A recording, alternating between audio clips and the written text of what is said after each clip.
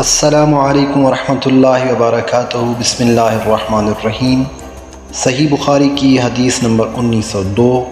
حضرت عبداللہ ابن عباس رضی اللہ تعالی عنہما نے کہا کہ نبی کریم صلی اللہ علیہ وآلہ وسلم سخاوت اور خیر کے معاملہ میں سب سے زیادہ سخی تھے، اور آپ صلی اللہ علیہ وآلہ وسلم کی سخاوت اس وقت اور زیادہ بڑھ جاتی تھی جب جبرائیل علیہ السلام آپ صلی اللہ علیہ وآلہ وسلم سے رمضان میں ملتے۔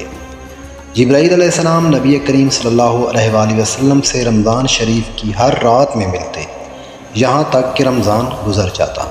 نبی کریم صلی اللہ علیہ وآلہ وسلم حضرت جبرائیل علیہ السلام سے قرآن کا دور کرتے تھے۔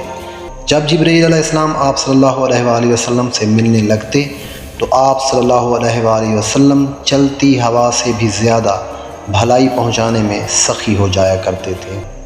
جزاک اللہ۔